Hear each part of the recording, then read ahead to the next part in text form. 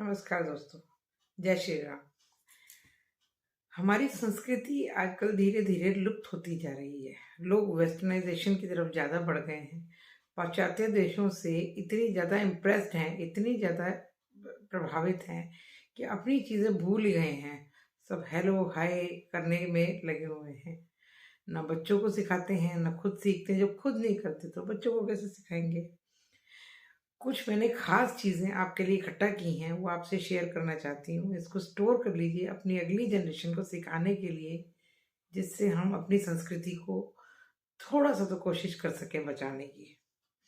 अपने बच्चों को ज़रूर सिखाएँ, ज़रूर बताएँ, क्योंकि ये बातें उन्हें और कोई दूसरा नहीं बता सकता। खास करके दादी, नानी, दादा, नाना से मैं रिक्वेस्ट करूँगी कि अपने ग्रैंड चिल्ड्रंस को, पोता-पोती, नाती जो भी हैं, उनको ज़रूर सिखाएँ। ये स्टोर कर लीजिएगा, बहुत ही इम्पोर्टेंट और लंबा वीडियो होने वाला है। शुरू करते हैं। हमारे 2 पक्ष कौन से हैं? 2 पक्ष हैं हमारे, कृष्ण पक्ष, शुक्ल पक्ष। ऋण कितने हैं? 3 ऋण हैं, देव ऋण, पितृ ऋण, ऋषि ऋण। फिर रिपीट करती हूँ, 3 ऋण हैं, देव ऋण, पितृ ऋण, ऋषि ऋण। युग, 4 युग हैं हिंदुस्तान में, हमारी संस्कृति में। सतयुग, त्रेता युग, द्वापर युग, कलयुग। धाम जो हैं, कहते हैं कि बिना धाम और ज्योतिर्लिंग करे बिना मुक्ति नहीं मिलती। तो हमारे 4 धाम हैं, द्वारिका धाम, बद्रीनाथ धाम, जगन्नाथपुरी, रामेश्वरम धाम। 4 पीठ हैं हमारे, शारदा पीठ जो द्वारका में है, ज्योतिष पीठ जोशीमठ बद्रीधाम में है, गोवर्धन पीठ जगन्नाथपुरी में है, श्रृंगेरी पीठ। इसके बाद हमारे वेद कितने हैं? हमारे पास 4 वेद हैं, ऋग्वेद, अथर्ववेद, यजुर्वेद, सामवेद। मानव जीवन 4 आश्रमों में बटा हुआ है। ब्रह्मचर्य जो कि आपका शादी से पहले का होता है, गृहस्थ आश्रम जो शादी से लेके आपके बच्चे सेटल तक होने तक होता है, वानप्रस्थ आश्रम जो कि बच्चों की शादी के बाद में आप घर में व्यतीत करते हैं, उनके बच्चों को सेटल करने के लिए, उनको सेटल करने के लिए। चौथा और अंतिम है संन्यास आश्रम, जिसमें इंसान को कोई इच्छा अंदर से नहीं होती, कोई सांसारिक इच्छा नहीं होती और उसको एक सन्यासी की तरह जीवन बिताना चाहिए, चाहे घर में रह के, चाहे कहीं आश्रम में जाके। लेकिन चौथा आश्रम है संन्यास आश्रम। 4 अंतकरण हैं हमारे, मन, बुद्धि, चित्त, अहंकार। पंचगव्य, गाय का दूध, गाय का घी, दूध, दही, गौमूत्र, गोबर। ये 5 गव्य हैं, गाय का घी, दूध, दही, गौमूत्र, गोबर। 5 तत्व हैं हमारे, पृथ्वी, जल, अग्नि, वायु, आकाश। इन्हीं में शरीर विलीन होता है, पृथ्वी, जल, अग्नि, वायु, आकाश। 6 दर्शन, वैशेषिक, न्याय, सांख्य, योग, पूर्व मीमांसा, दक्षिण मीमांसा। सप्तऋषि, विश्वामित्र, जमदाग्नि, भारद्वाज, गौतम, अत्रि, वशिष्ठ और कश्यप। सप्तपुरी, अयोध्यापुरी, मथुरापुरी, मायापुरी जो कि हरिद्वार भी कहलाता है, काशी, कांची, शिनकांची, विष्णु कांची इसमें आते हैं, अवंतिका और द्वारकापुरी। 8 योग हैं, यम, नियम, आसन, प्राणायाम, प्रत्याहार, धारणा, ध्यान एवं समाधि। 10 दिशाएं, पूर्व, पश्चिम, उत्तर, दक्षिण, ईशान, नैऋत्य, वायव्य, अग्नि, आकाश एवं पाताल। इंग्लिश के 12 मास हैं, जैसे उन्हें हिंदी में ऐसे ही उन्हें हिंदी में क्या कहते हैं, वो हैं चैत्र, वैशाख, ज्येष्ठ, आषाढ़, श्रावण, भाद्रपद, अश्विनी, कार्तिक, मार्गशीर्ष, पौष, माघ, फागुन। ये हमारे 12 महीने जैसे जनवरी से दिसंबर तक होते हैं। 15 तिथि हैं जो हिंदी की तिथि कहलाई जाती हैं, प्रतिपदा, द्वितीया, तृतीया, चतुर्थी, पंचमी, षष्ठी, सप्तमी, अष्टमी, नवमी, दशमी, एकादशी, द्वादशी, त्रयोदशी, चतुर्दशी, पूर्णिमा, अमावस्या। स्मृतियां: मनु, विष्णु, अत्रि, हारित, याज्ञवल्क्य, उष्णा, अंगीरा, यम, आपस्तंभ, सर्वत, कात्यायन, बृहस्पति, पराशर, व्यास, सांख्य, लिखित, दक्ष, शाततप, वशिष्ठ। ये अपने बच्चों को जरूर सिखाएं, ये हमारी संस्कृति के स्तंभ हैं। इसी तरह राम जी कौन थे? आज के बच्चे राम राम तो कर रहे हैं, राम आएंगे अयोध्या मंदिर बनने के बाद, लेकिन राम जी कौन थे? राम जी जो है ब्रह्मा जी की 39वीं पीढ़ी थे, 39th पीढ़ी थे। उनके वंशज कौन थे? उनके मैं नाम आपको बता रही हूँ। राम जी के पिता का नाम था दशरथ। दशरथ जी के पिता का नाम था अज के पिता का नाम था नाभा के पिता का नाम था याति के पिता का नाम था नवुष के पिता का नाम था अम्बरीशी के पिता का नाम था प्रशुषक के पिता का नाम था मरु के पिता का नाम था सिग्रह के पिता का नाम था अग्निवर्ण के पिता का नाम था सुदर्शन के पिता का नाम था संखन के पिता का नाम था अंशुमन के पिता का नाम था दिलीप के पिता का नाम था भागीरथ के पिता का नाम था कुकुस्थ के पिता का नाम था रघु के पिता का नाम था आसमान के पिता का नाम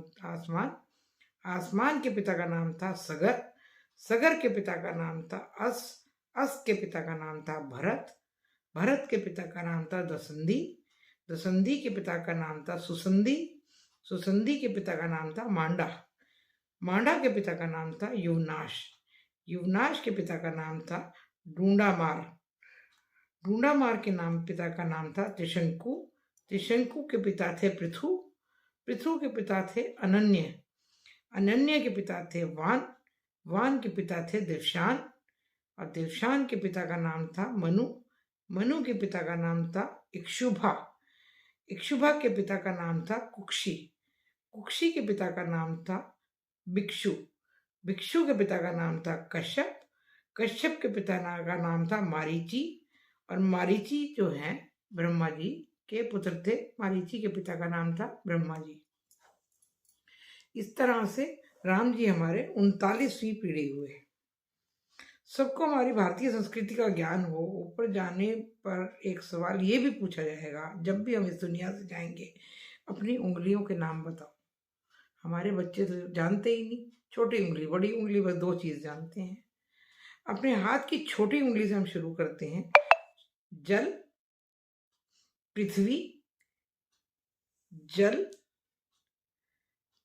पृथ्वी, आकाश, वायु, अग्नि। ये वो बातें हैं जो बहुत ही कम लोगों को मालूम है। इनको अपने बच्चों को जरूर याद कराइए, खुद भी करिए। 5 जगहों पे हंसना जो है बहुत ही बुरा माना जाता है, इसलिए कहते हैं कि अपनी हंसी को कंट्रोल रखना चाहिए। वो कौन सी 5 जगह हैं जहां पर हंसने से करोड़ों के बराबर पाप पड़ता है?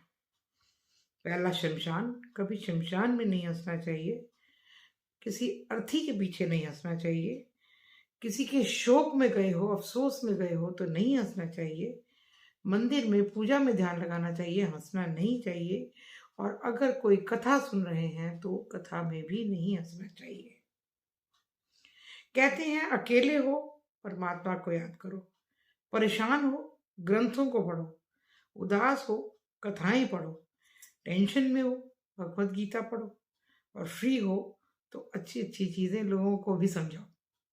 जब भी फ्री हो अच्छी अच्छी चीजें अपने संस्कारों की लोगों को भी बताओ। दोस्तों, क्या आप जानते हो हिंदू ग्रंथ रामायण, गीता आदि को सुनने पढ़ने से कैंसर नहीं होता। आजकल आम सी बीमारी हो गई है कैंसर, लेकिन इनको पढ़ने से कैंसर नहीं होता, बल्कि कैंसर अगर हो तो वो भी खत्म हो जाता है। भगवान के अंदर इतनी शक्ति है, वही सृष्टि के रचयिता हैं, वही हमारी ज़िंदगी को देने वाले, ज़िंदगी को ख़त्म करने वाले। कितने समय हम रहेंगे, वो सब कुछ हैं, वो सब कुछ कर सकते हैं। व्रत उपवास करने से तेज बढ़ता है, सर दर्द और बाल गिरने से बचाव होता है। हफ्ते में एक बार व्रत जरूर रखना चाहिए। आरती के दौरान ताली बजाने से दिल मजबूत होता है। हम लोग हाथ जोड़ के खड़े रहते हैं, ताली नहीं बजाते। तो आरती के दौरान ताली बजाने से दिल मजबूत होता है। कैंसर एक इतनी खतरनाक बीमारी है, बहुत से लोग इसको खुद दावत देते हैं। हमें पता ही नहीं होता अनजाने में कि हम किसी बीमारी को भुला रहे हैं। बहुत मामूली सा इलाज करके इस बीमारी से काफी हद तक बचा जा सकता है।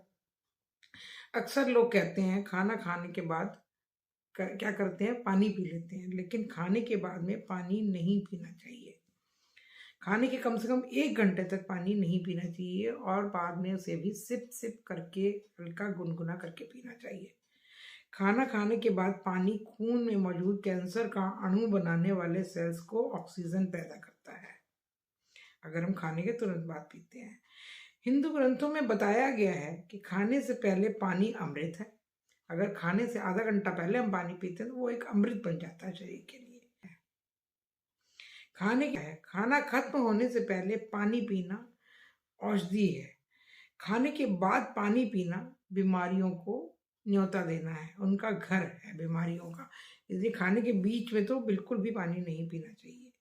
बेहतर है खाना खत्म होने के कुछ देर बाद पानी गर्म करके हल्का सा सिप सिप करके पिए। रोज एक सेब खाएंगे, डॉक्टर की जरूरत नहीं पड़ेगी। रोज बादाम खाएंगे, कैंसर नहीं होगा। रोज एक नींबू पिएंगे, मोटापा नहीं चढ़ेगा, पेट नहीं बढ़ेगा। रोज एक गिलास दूध पिएंगे तो बौनापन नहीं होगा, कद छोटा नहीं होगा। रोज 12 गिलास पानी तो चेहरे के ऊपर समस्याएं सारी खत्म, इतना चमकदार चेहरा होगा। रोज का कम से कम 12 गिलास पानी आपको पीना चाहिए। रोज 4 काजू, भूख नहीं लगेगी। रोज मंदिर जाओ, नो टेंशन, कोई टेंशन नहीं होगी। रोज कथा सुनो, मन को बड़ी शांति मिलेगी। चेहरे के लिए ताज़ा पानी, मन के लिए गीता की बातें, सेहत के लिए योग और खुश रहने के लिए परमात्मा को याद करना बहुत ज़रूरी है। परमात्मा को याद करो, दिल अपने आप खुश होगा। आजकल ABCD हो गया, A for apple, B for boy, C for cat, लेकिन हमारे संस्कारों में ये सब नहीं है। आजकल छोटे छोटे संत आते हैं, छोटे छोटे बच्चे हैं जो ABCD का मतलब ही उन्होंने बदल दिया है। एक नई ABCD आपको आज सुनाती हूँ। A for Arjun, B for Balram, C for Chanakya, D for Dhruv Tara, E for Eklavya, F for 4 Vedas, G for Gayatri माँ या गंगा माँ, H for Hanuman, I for Indra या ईश्वर, J for Jatayu, K for Krishna, L for Lavkush, M for Markandey rishi, N for Narad ji, O for Omkar, रोज ओमकार का ओम जरूर जपें।